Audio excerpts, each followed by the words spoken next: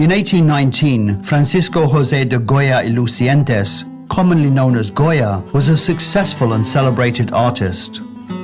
Then suddenly he withdrew from public life, left Madrid and the royal court behind, and moved into a farmhouse in the countryside. His wife and most of his friends were dead, and he had become isolated.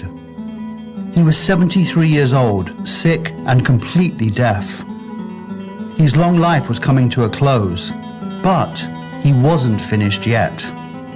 The man who once painted crucifixions, miracles, saints and priests, now painted terrifying, demonic, raw and brutal works.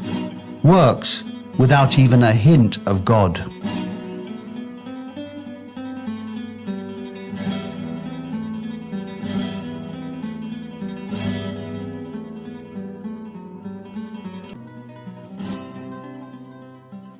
Francisco Goya's black paintings were created during his later years in Spain, from around 1819 to 1823, and convey his deeply pessimistic view of humanity. He went from being the most famous painter in the country, idolized by an adoring public, to an artist who created his works in total isolation, on the bare walls of his secluded farmhouse, which were never intended for public viewing. He never named them or explained them, and only after his death would they be named the Pinturas Negras, the black paintings, because of the dark colors he used, the deep dark pessimism, and their diabolical subject matter. To understand his black paintings, we need to first understand how Goya went from royal portraits to the horrors of war, to arrive at this endpoint. Goya was a man from a humble background who rose through the ranks to reach the upper echelons of high society. In 1775, he arrived in Madrid from Zaragoza. At first, he worked on tapestry cartoons for the royal residences, creating painting designs to be woven into tapestries for royal palaces, which gave him his first contact with the Spanish royal family. It was in the tapestry factory that he learned to tell a story. In 1789, the year of the French Revolution, he would be appointed court painter and eventually work for 3 Spanish kings. First, Charles III, the great reformer, then his son, the inept Charles IV, and then his son, the tyrant, Ferdinand VII. In between, he would work for the occupying French king, Joseph Bonaparte. In his 40s, Goya was financially and socially secure, respected and newly bourgeois. But just as he was getting too comfortable, his health took a sinister turn, while at the same time, Spain went through some of the most enormous political and social upheavals in its history, and Goya was in the thick of it. He had started life at the royal court as a naturalistic painter of the upper classes, but slowly he underwent an unexpected revolution of his own, from the light to the dark. In 1792, when Goya was 46, he developed a mysterious illness. He survived but went completely deaf. This profoundly impacted his art as he began to explore a more personal vision, which became increasingly visionary and enigmatic. He started to produce his most subversive work. He created Los Caprichos in his 50s. The disasters of war were produced in his 60s, and then the black paintings he made in his 70s. His later work was mostly produced in secret, while he was still an employee of the court. Goya would be a pragmatist in public, but a revolutionary in private. In 1808, Napoleon Bonaparte invaded Spain, ousted the recently crowned Ferdinand VII, and crowned his own brother, Joseph Bonaparte, King of Spain. Goya remained in Madrid during the occupation by the French and even worked for them.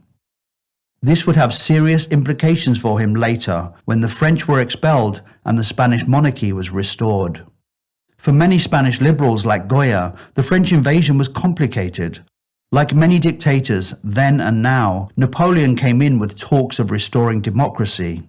Ferdinand was a despised dictator, and Goya and his liberal friends had initially supported the aims of the French Revolution. They saw French rule as the great hope of liberalization and enlightenment. And in fact, one of the first things Napoleon did was to abolish the hated Inquisition. But the truth is that under occupation, Goya's opinion of the French changed after personally witnessing the violent subjugation of his countrymen by the occupying troops. The war and its ensuing atrocities affected him and his work deeply, and we start to see a darker subject matter, emotional work which shows deep fear for Spain's future. After a brutal suppression, Spanish rebels started a campaign of guerrilla warfare. There would be repercussions, but eventually Napoleon would be forced out in 1813, and King Ferdinand VII, who had been living in exile, was reinstated. Goya had started his royal career with Ferdinand's grandfather, the beloved Charles III, a king who believed in religious reform and a constitutional monarchy. The painter and the king had much in common, following many of the principles of the Enlightenment, an intellectual and philosophical movement that had spread throughout the world, that placed reason over superstition and science over religion. All over the world, great thinkers were talking of a wall of separation between church and state. But Ferdinand VII declared himself absolute monarch. He rejected any type of modernization, reinstated the Inquisition and gave the church more power, revoked the constitution, clamped down on dissent with an iron fist, and began the process of dragging Spain back into the Dark Ages. When Goya produced his series on the monstrosities of war and human behavior, called Los Desastres de la Guerra, or The Disasters of War, he wrote on one of them, No se puede mirar, one cannot look at this. To this day, some of his work is hard to look at. In some strange way, his deafness and the isolation that came with it gave him freedom to work in a more experimental vein, rather than something a patron had demanded. His darker work, however, would either be censored or not even see the light of day. Francisco Goya was a truth-teller, but not everybody wanted to hear the truth. This work was painted just before Goya was struck deaf. And this was painted after.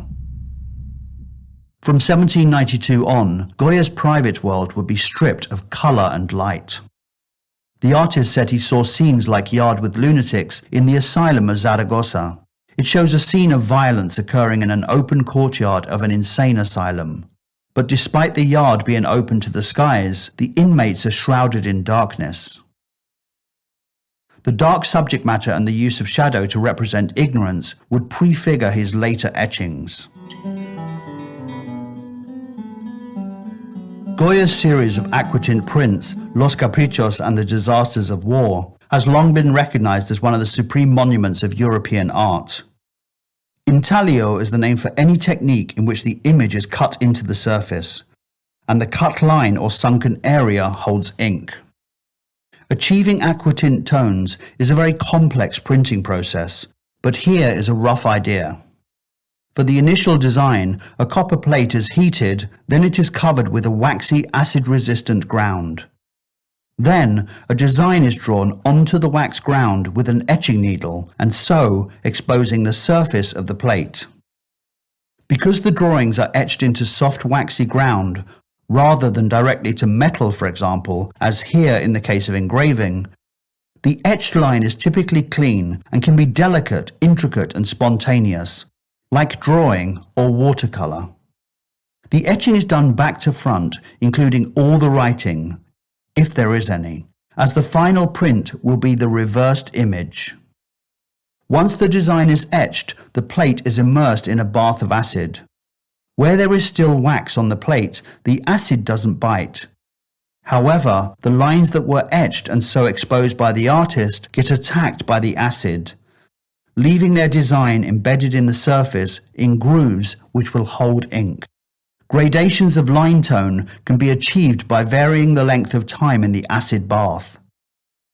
Longer periods produce more deeply bitten areas, which print as darker lines. The plate is then covered with ink, which is pushed into those grooves. Then most of it is lifted off, leaving the grooves holding ink. The paper is soaked in water, then laid on top of the inked-up plate, and then it is run through the press. This initial engraving is the first stage before adding aquatint tones. Aquatint is used to create tonal effects rather than lines. Here we can see 3 stages of an aquatint print. At first, the etched design is printed. Then one tone is added, and then another is added. To make these tonal areas, the same plate is dusted with an acid-resistant material called powdered rosin, which is attached by heating. The plate is then immersed in an acid bath just like when etching, and the acid eats into the metal around the dust particles to produce a grainy sandpaper-like surface, which holds enough ink to give the effect of an area of wash when inked or printed. On the 6th of February 1799, the popular newspaper Diario de Madrid carried an ad from Francisco Goya announcing the publication and sale of a series of new etchings. He stressed in the public announcement that in none of the compositions that form this collection has the author proposed to ridicule the particular faults of one or another individual. In other words, the work came with a disclaimer. Goya published a series of 80 etchings and aquatints called Los Caprichos, or the Caprices, in which he took the opportunity to show the hypocrisies and follies of an unenlightened population, while critiquing the vanity and ignorance of contemporary society.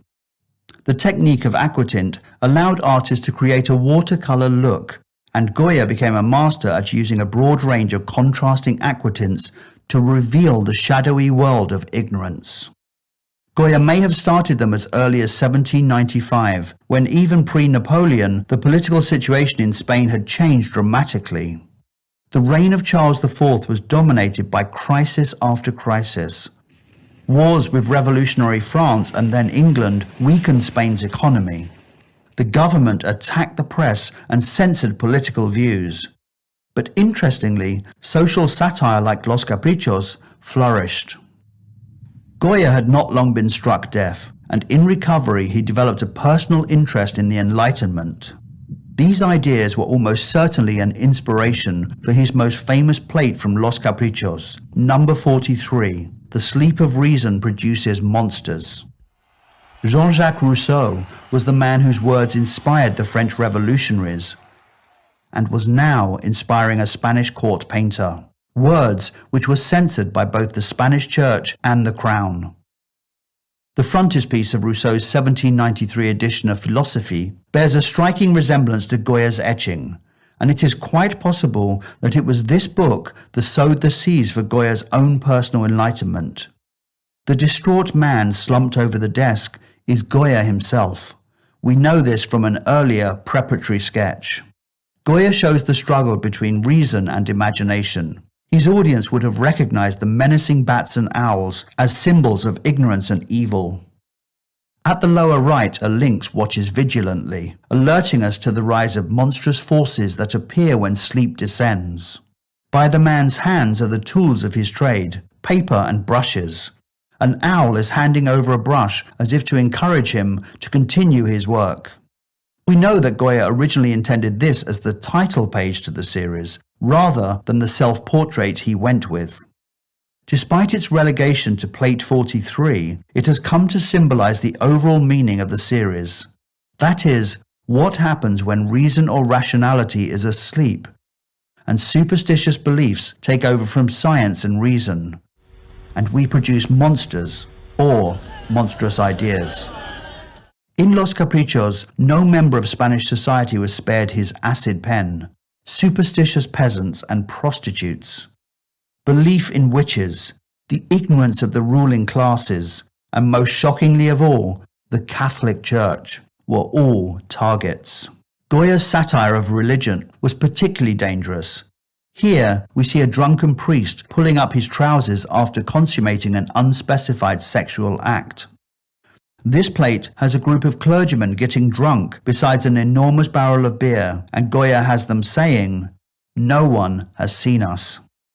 We need to remind ourselves of the religious oppression in Spain, where the Inquisition remained a force until 1834. The church had complete control and decided what could be read and what couldn't, what could be taught and what couldn't, and what art was and wasn't acceptable. And if you went against these teachings, you could be persecuted by the Inquisition. Inevitably, Goya was reported to the authorities, and only 2 days after publication, he withdrew the Caprichos from public sale.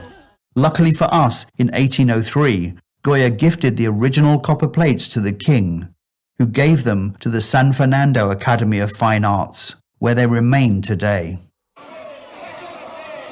In France, the political revolution inspired by the Enlightenment devolved into violence, leading to Napoleon becoming Emperor of France, which would have direct consequences for Spain.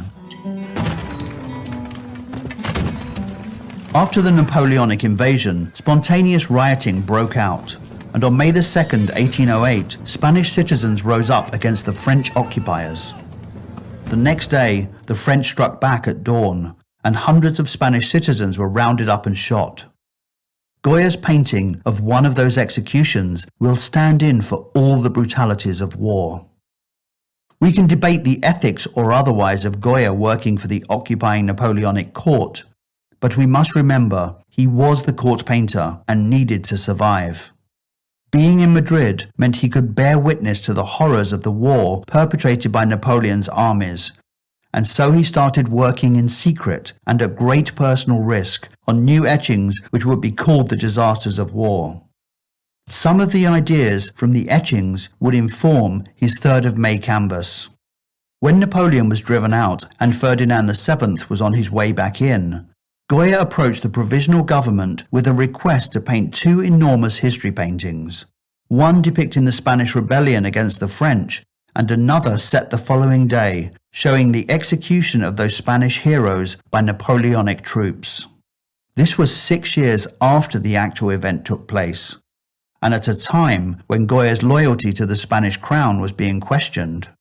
The paintings were done extremely quickly, within a couple of months. Goya had a lot to prove.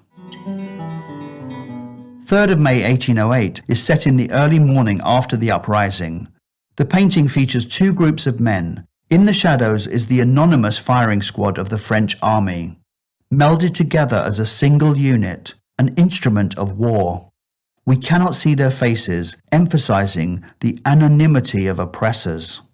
The contrast between the passion of the pleading victims and the cold mechanical firing squad is what makes this work so intense.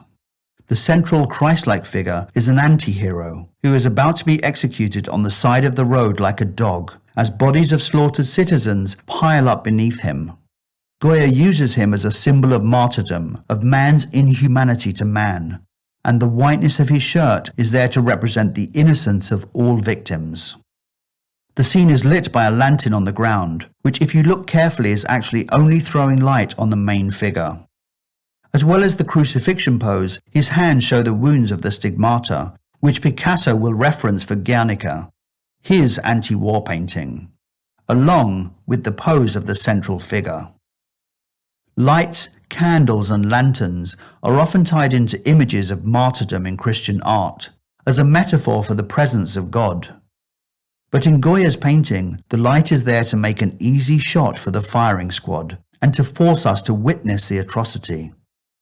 Goya subverts the whole concept of light and takes God out of the equation. Fire! The artist broke the rules of art by creating a war painting that has no heroes, one that shows a powerful state exacting revenge against ordinary citizens. Going back in history, war paintings have always been about opposing armies, about victory. But this is a complete break from the heroic symbols of war. The figures, including a friar, are not heroic, but cower in fear as a mass of blood seeps into the sand. Once more, Goya shows us the truth. But as I said, not everyone wants to hear the truth. In 1813, Fernando was on his way back in.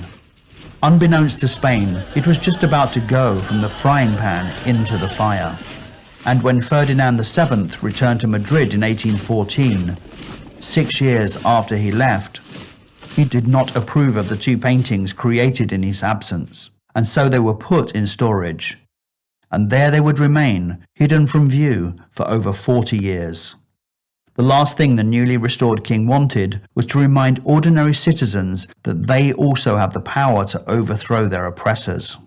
This painting is the one against which all future paintings of violent conflict will be measured, a powerful statement on tragedy and abuse of power in the name of liberation, a statement that is as important today as it was 200 years ago. Between 1810, when Goya was part of the French-occupied Spanish court, and 1819, before he went into exile, Goya was working on The Disasters of War, a series of 82 aquatint etchings which take up after May 3rd, 1808. Except, with that painting, it was perfectly clear who were the bad guys and who were the good. But these etchings were much more ambiguous and much more confrontational. They are as hard, if not harder to look at, than his black paintings.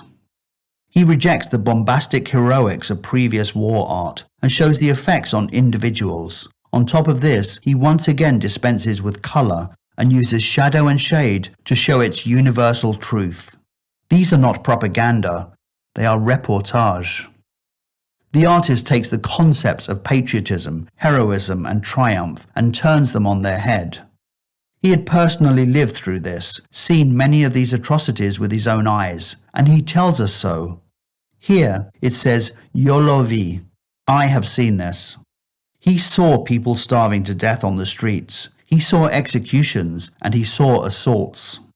Controversially, he is saying that the Spanish can be just as cruel and sadistic as the French. Goya boldly refuses to take sides, and that was something we'd never seen before. We can divide the etchings into three groups. The early ones are works about the Napoleonic invasion. The second group concern the famine that followed, when Goya witnessed the mistreatment of the poor by the wealthy. In this etching, the upper-class man cruelly mimics the beggar. And then the final group documents Spain's move towards absolutism and satirize the church. Here, a priest walks on a frayed and tattered rope, as a woman cries, "The rope is breaking." In Goya's original sketch for the print, the precarious crossing was made by the Pope, but in a rare act of self-censorship, Goya downgrades him. For the most part, the etchings transcend specifics. Goya's work is universal because it has deep compassion for all victims of war, and an understanding of suffering which affects all of us and is at the heart of our humanity. Here, a lone survivor is faced with a world of devastation, destruction, and suffering, and he cries out in desperation, "No hay quien los socorra." There is no one to help them. Goya was 62 when he began work on the etchings in secret, and he would finish them under the rule of Ferdinand VII, but they wouldn't get published until 35 years after Goya's death. They were just too incendiary, as he denounces both violence and abuse of power. It would have been impossible to publish them while Ferdinand was still alive. Ferdinand's decision to censor Goya's two paintings made it a most difficult time for the artist. He was still under investigation for his role during the French occupation, and thanks to Ferdinand's dislike of him, Goya's commissions dried up. So in 1819, at the age of 73, he moved to a farmhouse in the countryside, where, isolated from the Spanish court, in complete secrecy, he created some of the most extraordinary images in the history of art. What is rarely mentioned is that yes, the farmhouse was isolated, but its position was such that Goya could actually see the royal palace up on the hill from his house. So some of the most politically charged works of his career were created as he overlooked his former life of privilege. Left alone in the dark, he was free to create monsters. Los Caprichos and the Disasters of War were horrific images that he either didn't publish or withdrew immediately because of fear of reprisal. But with the black paintings, he was isolated enough from Madrid that he could express himself exactly how he wanted to, safe from prying eyes. He set about producing an extraordinary cycle of 14 works, painted directly onto the wallpaper of the 2 floors of his house. Goya lived and worked like a hermit, and we don't even know what he called them, as he never mentioned them, signed them, or titled them, and apart from his maid, nobody else saw them. The very fact that Goya created them as fresco paintings instead of the more usual canvas and oil is proof enough that he never expected his paintings to be displayed in public. Goya intentionally created them in private because they were so provocative. In 1863, long after his death, the house was bought by Baron Émile d'Erlanger. He had Goya's paintings along with the wallpaper peeled from the walls and then transferred onto canvas. If you've ever tried to strip wallpaper, you know how impossible that delicate task would have been. Many of the details were lost, and sections had to be repaired by restorers, and some were purposely altered for aesthetic reasons, as we shall see. Luckily for posterity, the paintings were photographed in situ in 1874, before they were removed. And thanks to these images, we have a record of where they were and what condition they were in. There's more than one way to look at these paintings. I think the deafness-madness angle has been overstated. He had been deaf for over 30 years at this point, and there is no evidence of madness in his letters or elsewhere. We have to see them in the context of political and religious turmoil. These are paintings by an old, tired man, stripped of his status and wealth, disappointed and angry with the world, and desperate to express it in the only way he knows how, in paint. There are 14 of them in total, and although they are not necessarily linked thematically, they are linked technically. For most of them, Goya used as his base a thick layer of black paint directly onto the plaster walls, on top of which he created the characters with lighter shades of whites, greys, ochres and earth. The oil palette is very limited and his brushwork is broad, energetic and loose, echoing a morally chaotic world. His brushstrokes are impressionistic, long before the Impressionists existed. Let's look at the theories behind the black paintings one by one. We can see the passage of Goya's disillusionment in this one image. This painting is the exact same subject matter painted by Goya 30 years previously. They show the feast of Saint Isidora, which takes place every 15th of May. When Goya painted it in 1788, it is full of light and joy. But 30 years later, that world had become a nightmare. 30 years which saw the French Revolution, the rise and fall of Napoleon, the occupation of Spain, and the horrendous guerrilla war that followed, the extension of the Inquisition, and the restoration of a dictator king. The earlier painting, commissioned for a princess, is a celebration full of young people dancing and drinking and having fun. The later version is the exact same scene, but the sky has turned from glorious sunshine to dark and stormy. Where once the revelers sang along to brass bands, the source of the music is now a lone madman. The once orderly crowd are now a seething mass of madness, no longer laughing but howling in agony. And the reason for their pain is right in the middle of the mass of bodies staring out at us. Napoleon Bonaparte. 20 other political figures have been identified in Goya's black paintings.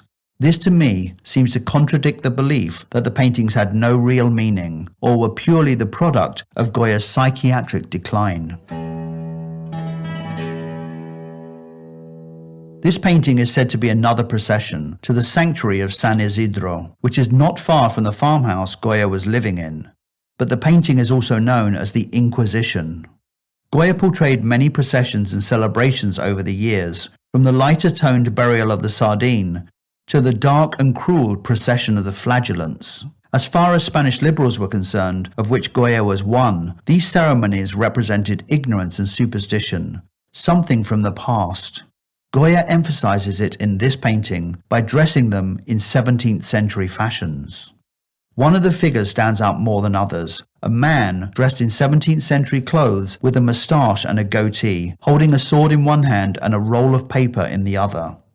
He has been identified as an inquisitor, dressed in the uniquely Spanish style of stiff collar called a golilla, and wearing a necklace. The figure next to him he is colluding with is a friar, and the surrounding characters are Celestinas or procuresses. Goya has portrayed them before, old women who exploit young girls for their own ends.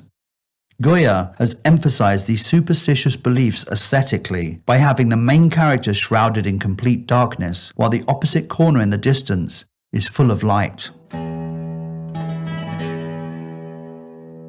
This is a good example of how some of the works were altered by the restorer. If we look at the photo of the Witch's Sabbath before the painting was removed, we see that the original was much wider. The restorer has seen fit to remove the sides of the canvas, ignoring that Goya often used empty space for dramatic effect. This changes the work's center of balance and positions the woman in white nearer the middle of the composition, and so shifting the focus of the painting. The he-goat or Saturn preaches from a small mound. His mouth is wide open, giving instructions to the old crones around him. He is dressed as a priest, which makes an obvious anti-clerical statement. He is surrounded by obsequious women with bestial twisted faces, thought to be witches. Spain was simultaneously marked by the Enlightenment, fervent Catholicism, and a widespread belief in the supernatural. Most people believed in witches. As we saw, Goya has used witchcraft images before in Los Caprichos, and in a similarly themed painting 30 years earlier, he also features a he-goat surrounded by a ring of terrified women. Goya's use of tenebrism throughout the black paintings was popularized by the 17th century Spanish artist José de Rivera, whom Goya admired, as well as his hero Rembrandt, who used tenebrism to heighten dramatic effect. The woman in white looks suspiciously like a nun. The way she is separate from the others suggests she is a new initiate into the coven. This is a dangerous painting. Remember, the Inquisition is still in operation as Goya painted these images. The he-goat and his followers are the very antithesis of reason and enlightened thinking, and this is a bitter critique of a church that would often condemn ideas of science as subversive and accuse enlightened thinkers of being agents of the devil.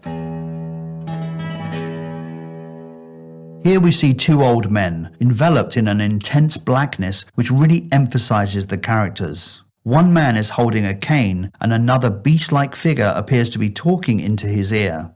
It was a common theme of Goya's, insanity or irrationality represented by demons hovering over men. Art scholars have pointed out that the round-shaped mouth in Goya's art often indicates a demon figure's communication. The figure here is actually shouting, so this could be an allusion to Goya's deafness. As with all the other black paintings, we can't be totally sure who's who, but I think this is a self-portrait of Goya, who was well into his 70s at this point, particularly if we compare it with this later self-portrait he created. As Goya didn't name any of the black paintings, over the years the works have been given many titles, and an alternative to this one was The Two Monks, due to the bearded man possibly wearing a monk's habit. But I think there is another explanation. Goya once said that his teachers were nature, Rembrandt, and Velázquez. Goya worshipped Velázquez and was often inspired by his works in the royal collection. This portrait of Francisco Cavarús by Goya is said to have been based on the Velázquez portrait of Pablo de Valladolid. If we flip the painting of the two old men, we can compare it to a painting created 200 years before the black paintings. We know that Goya admired this particular painting by Velázquez. In fact, he admired the painting so much he reproduced it as an etching, which, as we saw earlier, was created back to front. I don't think it's a coincidence that the character in Velázquez's work is Menippus, a figure from ancient Greece who wrote satire and is known as one of the great cynic philosophers. This would fit in exactly with Goya's thinking. If we compare Two Old Men to the original photo by Jean Laurent, taken before the removal, we can see that the painting was in a poor state of repair, with a large crack in the plaster in the upper right-hand corner. Restoration was not the exact science it is today, and as many of the paintings were smudged, badly cracked, and smeared with plaster, the restorer, Salvador Martinez Cuvels, took the initiative of restoring them to their original state as much as possible, and he was occasionally heavy-handed. However, it is thanks to Cuvels that we the public have access to them today. The man who bought Goya's house after his death, Baron Émile Delange, had planned to sell them at the Universal Exhibition of 1878. But Couvels was a painfully slow worker, and by the end of 1875, only 4 of the 14 paintings had been transferred from the walls of the house. Luckily for us, this prompted Delange to change his mind and donate them to the Spanish government. It might be worth looking at these 2 paintings together, as they were next to each other in the farmhouse, and are sometimes seen as companion pieces. Both of the works are smaller in scale than the others. Both are vertical and both have a lighter theme, despite being chromatically darker. They also share an identical lighting source. Both works are difficult to interpret due to the poor state of conservation, which lost part of the original paint when transferred from the wall to canvas. Women laughing seems to be the key to this pair of paintings. It is unusual for Goya, as it is overtly sexual and shows a man pleasuring himself as 2 hags or prostitutes laugh at him. Goya was actually quite reserved and prudish, and rarely painted sexualized images, and so perhaps it is one he would have only created in secret. The other, Men Reading, shows a group of 6 men. Shrouded in darkness, 3 men huddle around a newspaper or magazine that the central figure has on his lap. His shirt is illuminated by a triangle of light, which points our gaze in the direction of the newspaper. The men gather around the central character in order to hear him better. 2 more men are in the background. One of them, gazing upwards, was added by the restorer. This work has also been called The Politicians, as it is thought they are discussing a newspaper article about themselves. If so, it would make sense that the historian Francisco Javier de Salas compared the incessant talk of the politicians in Men Reading to the solitary pleasure of the man mocked by 2 women. This is the moment in the Old Testament when Judith and her maidservant cut off the head of the tyrant Holofernes. It is often seen in art as a story of triumph over tyranny, which I discuss in my film about Artemisia Gentileschi. Goya moves away from the simple traditional portrait of the Bible story, takes it out of any specific setting, removes all of the peripheral iconographies, and focuses only on the action. The Judith he portrays could easily be a woman from Goya's time, and that is the point. It is the very immediacy which reminds us of Goya's history with Ferdinand VII.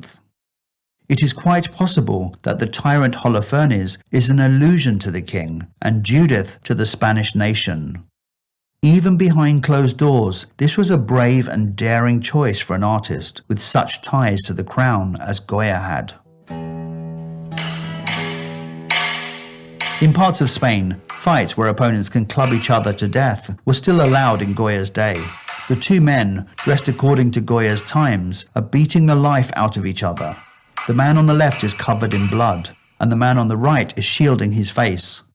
As they smash each other to a pulp, they slowly sink into quicksand. Or do they? We know substantial changes were made after removal, and the original photo shows that Goya painted the fighters standing in high grass rather than knee-deep in mud. Either way, I think we can see that the scene of brutal and pointless violence is an allusion to the upheaval in Spain, a picture of tribalism, a country tearing itself apart. Goya is saying, this is Spain. This work is also known as The Witches, but to me, the figures seem fairly genderless. We think it was above the doorway to the kitchen where food was delivered to Goya by his maid. In my opinion, it is possible that Goya is going back to a theme he attacked earlier, that of the gap between the haves and the have-nots. In this case, via an allegory of gluttony. As the figures loom forward out of the darkness, the one on the left is attacking the food with gusto, a manic grin on its face, and purposely turning away from the other figure, who is practically a skeleton, already dead and decaying. This is one of the smallest of the series, which means the work was easy to remove and needed little restoration. X-rays show us it was barely reworked, So the brushwork is exactly how Goya intended, and we see that the artist is at his most impressionistic here. Paint is handled quickly, but with the kind of firm hand you only get with a lifetime of experience. This is Goya's interpretation of a mythological subject, the Moirai, or the Sisters of Fate from classical literature. On the left is Clotho, the youngest sister. She is usually seen spinning the thread of life, but Goya has her holding a newborn baby. Lachesis, the second sister, holds a looking glass ready to inspect the thread of life. And Altropos, the eldest sister, is carrying scissors, which she will use to either cut the thread of life or not. Goya has added a fourth figure, not featured in the myth, a man with his hands tied behind his back. Is this Goya, helpless to his fate, controlled by outside forces and unable to stop what is going on around him? I think the peculiar replacement of Clotho's spinning tool with a baby holds a more personal meaning. Goya and his wife had at least 8 children, but only one survived into adulthood. Their married life was plagued by dozens of miscarriages and infant deaths. In classical mythology, the Sisters of Fate are said to appear 3 nights after a child's birth to determine the course of its life. Clotho presides over the moment we are born, and the baby she is holding is still attached by the thread of life. But unfortunately, by the time we get to Altropos, the thread of life has already been cut. The baby's cruel fate is decided, and the fourth figure, possibly Goya, can do nothing to help. La Leocadia is different from the others in the series. He didn't use a black base colour here, and aesthetically she is a lighter contrast from the more monstrous images. La Leocadia, also known as the seductress, is based on his maid and probable lover, Leocadia Weiss. As with any of the paintings from the series, the current title was not Goya's own. Most historians believe one of his well-known portraits is of Leocadia. The black painting here bears a strong resemblance to the portrait. After his wife's death, Leocadia moved in with Goya along with her daughter Rosario to care for him. She stayed with him in the countryside until 1824, when Goya, once again under scrutiny, quickly abandoned Spain to live in France. Leocadia followed him with Rosario and stayed there until his death in 1828. He taught the young Rosario how to paint, and she later had a career as a painter in France and Spain. Many people, myself included, think Rosario is Goya's illegitimate child. Leocadia was known to be a striking, good-looking woman for the time. She had a strong, fiery character, and based on Goya's letters, her manner often upset him. He left her out of his will, which was quite common for mistresses. Penniless, she moved into rented accommodation and lived in poverty, selling the occasional Goya drawing to survive. Goya portrays her dressed in a dark, almost funereal dress, worn by the lower-class women of Madrid, known as maja. In reality, Leocadia would not have worn these clothes, as they were beneath her. But Goya was fixated on the majas' elaborate outfits and sense of style in dress, as well as by their cheeky behaviour. This painting, from over 20 years before the black paintings, is of the Duchess of Alba, one of Spain's leading nobles. She is dressed here in elegant and expensive French fashions of the day. Goya was infatuated with her, and 2 years later he painted her in a scandalously low-cut maja outfit, an erotic proletariat type that appealed to Goya. Leocadia leans against what looks to be a burial mound, and the speculation is that it is Goya's grave and that she is there to mourn the end of Goya. Some experts interpret the figure as the personification of melancholy, since she seems to be meditating on life and death. X-ray investigations of the image shows that originally she leant on a door or a fireplace and that she had no veil, signifying mourning, and at some point, possibly a more despondent time, he added a darker theme. We think Leocadia is one of the final works he painted in the series. This one was named by his friend Antonio Brugada, and it is also known by its alternative title, Fantastic Vision. In Jewish legend, Asmodeus was the prince of demons and hell. The main focus here is on the two floating figures, one male and one female. They both seem terrified. She covers her face and is looking in the opposite direction, as if they are being chased. He points to the town at the top of the mountain, possibly the Rock of Gibraltar, which was a refuge for Spanish liberals during the aftermath of the Peninsular War. The crowd, with horses and wagons, appear to be refugees running from danger. In the foreground, facing the figures, are the French army from the 3rd of May 1808, taking aim at the defenceless crowd seeking refuge in Gibraltar.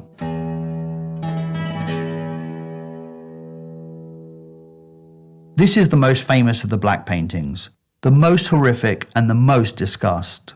I think the first thing to say is that it is probably more shocking to us than it was to the 19th century Spanish. We have to see it in the context of the rise of Romanticism and its obsession with the gory and the supernatural, which led to the rise of the Gothic novel and the popularity of entertainment such as phantasmagoria, popular at the time with audiences in Madrid, where images of monsters and ghoulish subject matter were projected in theatres using lanterns. Having said that, the cannibalism angle is particularly grotesque, and it's even more horrifying that Goya painted it on the walls of his dining room. The story is from the mythological tale of the Greek god Kronos. The Romans called him Saturn. In it, Saturn overthrew his father to become the ruler of all the gods. Afraid that history would repeat itself, he ate, or rather swallowed whole, 5 out of his 6 children. But here, Saturn is not swallowing the body whole, but gnawing down on it in a frenzied and horrific attack. It has been tackled before by artists, but Goya's version is different. It is not a baby's body, as in the myth, but a grown adult's, which makes it even more disturbing, and we can back that up with this incredible 1797 sketch Goya did, which clearly shows it was intended to be an adult. Saturn's expression is terrifying. This is not a god reveling in revenge, as gods do. It is not a celebration. Saturn is shocked by his own monstrousness. He is fully aware just how terrible an act he commits against his own flesh and blood. But he just can't stop himself. And that is horrifying. The raw flesh of the figure is the flesh that Goya witnessed all over Madrid as innocent citizens were cut down in the street by armed men. Poverty and hunger left a mass of starving bodies in the city, and piles of corpses were left to rot. Goya had seen hell on earth, and he transcribed what he saw for future generations. But mostly, I think, this is a painting about power and just how far someone will go to retain power. How Saturn, like Ferdinand, has used power not only to mistreat his own citizens, hence the adult corpse, but also to violently turn on those people. It shows us that those in power will use any means possible to hang on to that power, including eating their own children. For me, the most powerful image is not Saturn devouring his son, but the drowning dog, the most pessimistic and most wretched image of them all. It shows a dog's head gazing upwards, lost in the vastness of the rest of the image, alone and drowning slowly in quicksand. The dog is looking upwards at someone or something outside of the composition. In the original photo, it was discovered that the dog is looking at 2 birds flying in the sky, which disappeared from the painting when it was transferred from the walls to the canvas. To me, the fact he sees birds flying free makes the image even more tragic. We have seen horrific images before in many paintings, but usually, no matter how ghastly, there is salvation. In the black paintings, there is no sense that the sacrifice of human life is going to lead to salvation. In fact, it doesn't, as Saturn is eventually overthrown by one of his sons, and for the dog there is no salvation, no hope, and there is no God. This dog is Goya's stand-in for humanity, struggling alone. Just like the dog, we are looking to the sky for a miracle that will never come. Goya left Spain at the age of 78 to start over in France, and he died there a patriot in exile 4 years later in 1828. In a macabre twist to the Goya story, In 1901, his body was exhumed for transfer back to Spain, and it was then discovered that his skull was missing. Like the black paintings themselves, there are many theories about what happened to his skull, but ultimately it remains a mystery.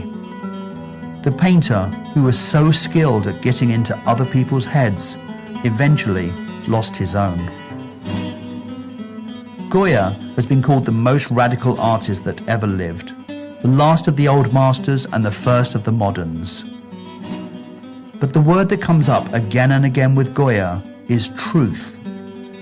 He was a prescient artist who became the chronicler of a violent age and gave us uncomfortable truths that are as relevant today as they ever were. He showed us that ordinary people are capable of evil and can do extraordinary things, and that sometimes when we are looking for monsters, we should look within ourselves.